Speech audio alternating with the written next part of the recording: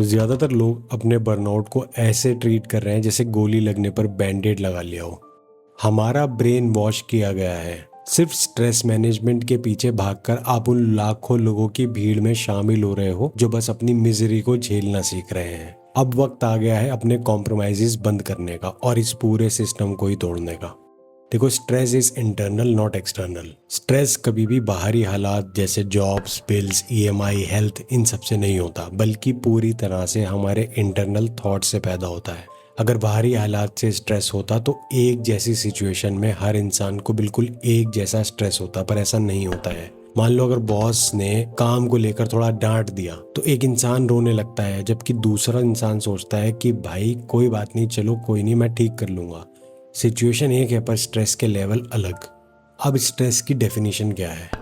असल में स्ट्रेस ये बिलीफ होता है कि सिचुएशन आपके मन मुताबिक नहीं बदलेगी या और ख़राब हो सकती है। ये वो फ्रिक्शन है जब आपकी सोच आपके डिज़ायर्ड आउटकम के बिल्कुल ऑपोजिट होती है।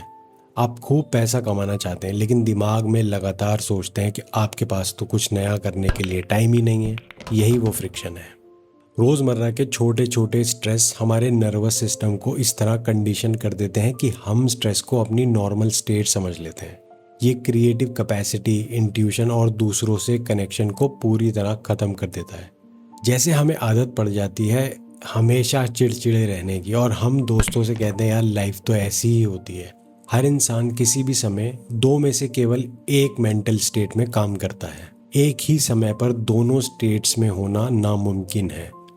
सबसे पहली है पावरफुल स्टेट, यानी कि पैरासिम्पैथेटिक। इस स्टेट में आपको खुशी, क्यूरियोसिटी, एक्साइटमेंट, शांति और दूसरों से कनेक्शन महसूस होता है। ये स्टेट आपके अंदर इंट्यूशन, क्रिएटिविटी और प्रॉब्लम सॉल्विंग स्किल्स को जगाती है। दूसरी है प्राइमल स्टेट, यानी कि सिंपैथेटिक। ये स्ट्रेस, एंजाइटी, डर, ओवरवेल्म और गुस्से वाली स्टेट है। इस स्टेट में दिमाग टनल विजन के साथ काम करता है, यानी हम हायर ऑर्डर थिंकिंग, हमारी समझदारी की बजाय एनिमल जैसे सर्वाइवल इंस्टिंक्ट्स पर काम करते हैं। जैसे मान लो कभी कोई कुत्ता पीछे पड़ जाए, तब आप कोई मैथ का सवाल सॉल्व नहीं कर सकते क्योंकि आपका दिमाग सिर्फ भागने पर फोकस करता है। इन दोनों स्टेट के बीच का बदलाव पूरी तरह से हमारे थॉट्स पर और हम किस एक्सपीरियंस का क्या मतलब देते हैं उस पर डिपेंड करता है, ना कि खुद उस एक्सपीरियंस पर। स्ट्रेस आपका दुश्मन नहीं है, बल्कि एक बायोलॉजिकल लाई डिटेक्टर है। जब आपका नर्वस सिस्टम स्ट्रेस रिस्पॉन्स यानी कि प्राइमल स्टेट एक्टिवेट करता है तो ये सिग्नल दे रहा होता है कि आपका दिमाग इस वक्त किसी झूठे लिमिटिंग बिलीफ या थॉट पर यकीन कर रहा है। 100% मामलों में जो विचार आपको स्ट्रेस दे रहा है ना, वो ऑब्जेक्टिवली झूठा होता है, भले ही वो कितना भी रैशनल या सही क्यों ना लगे, क्योंकि वो आपके मौजूदा हालात से मेल खाता है। अब बात करते हैं रियलिटी वर्सेस परसेप्शन की। आपकी मौजूदा जिंदगी में कुछ ऑब्जर्वेबल फैक्ट्स हो सकते हैं, जैसे बैंक में पैसे कम है मान लो, लेकिन इन फैक्ट्स को एकदम पक्का और ना बदलने वाला सच मान लेना, इससे स्ट्रेस पैदा होता है। खासकर तब जब ये आपके डिजायर्ड आउटकम के बिल्कुल खिलाफ होते हैं। एक होता है द रेक्टिकुलर एक्टिवेटिंग सिस्टम, यानी कि RAS। हमारा दिमाग हर दिन 88% इंफॉर्मेशन को सबकॉन्शियसली इग्नोर कर देता है। जो बची हुई 12% जानकारी हमारे कॉन्शियस अवेयरनेस में आती है, वो हमारे मौजूदा बिलीफ और डिसीजन से पूरी तरह मेल खाती है। एक एग्जांपल से समझो, जब आप कोई नई कार, मान लीजिए कोई लाल रंग की स्विफ्ट लेना चाहते हैं, ठीक है, तो आप जब रोड पे निकलेंगे तो आपको हर दूसरी कार वही लाल रंग की स्विफ्ट नजर आती है। कार्स तो पहले भी थी, बस आपके RAS ने, यानी कि द रेटिकुलर एक्टिवेटिंग सिस्टम ने अब उन्हें फिल्टर इन करना शुरू कर दिया है। अब बात करते हैं सिलेक्टिव ब्लाइंडनेस के बारे में। अगर आपका बिलीफ ये तय कर ले कि कोई पॉजिटिव रिजल्ट इम्पॉसिबल है, जैसे मार्केट में कोई अच्छी जॉब ही नहीं बची है, तो दिमाग सिर्फ उन्हीं सबूतों को देखेगा जो इस बात को सच साबित करें। आप अपने आसपास मौजूदा अच्छी अपॉर्चुनिटीज के लिए पूरी तरह से अंधे हो जाओगे, भले ही वो आपके बिल्कुल सामने हो। हमारा नर्वस सिस्टम और दिमाग हमारी करंट स्टेट के हिसाब से इलेक्ट्रिकल फ्रीक्वेंसीज छोड़ते हैं। ये फ्रीक्वेंसीज हमारे आसपास के माहौल से जुड़कर ऐसे कोइंसिडेंस यानी कि इत्तेफाक पैदा करती हैं जो हमारी इंटरनल स्टेट से मेल खाते हैं।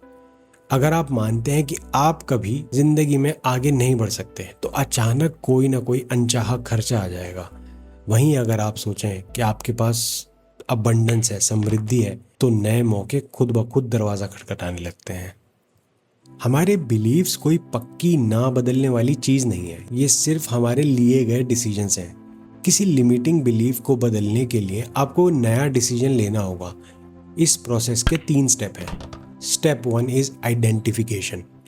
उस लिमिटिंग थॉट या कहानी या जो भी चीज़ है उसको पहचानो जो स्ट्रेस पैदा कर रहा है। जैसे मेरे पास बिल्कुल टाइम नहीं है, ठीक है। Step 2 is the new empowered decision. एक नया फैसला लो जो लिमिटिंग बिलीफ का बिल्कुल उल्टा हो। जैसे मेरे पास दुनिया भर का टाइम है, ये कुछ करने का फैसला नहीं है, बल्कि किसी कॉन्सेप्ट के बारे में अपना नज़रिया बदलने का फैसला है। डिसाइड का मतलब ही होता है बाकी सब हटा देना।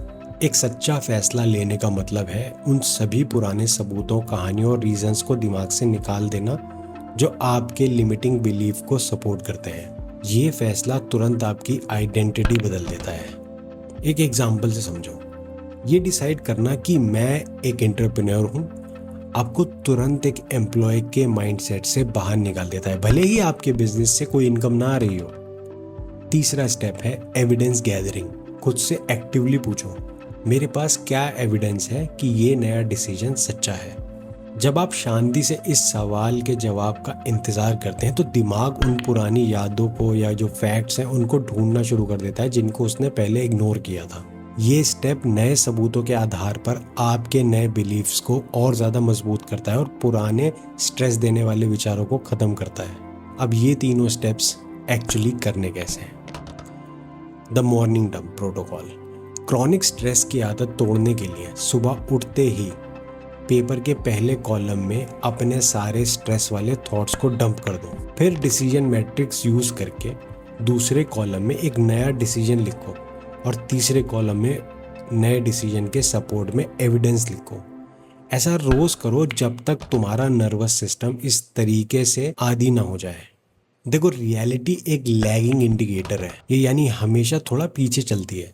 ये वो स्क्रीन है जिस पर आपके पुराने थॉट्स की फिल्म चल रही है। जब आप कोई नया डिसीजन लेते हैं तो असल जिंदगी यानी कि रियलिटी में दिखने में थोड़ा समय लगता है।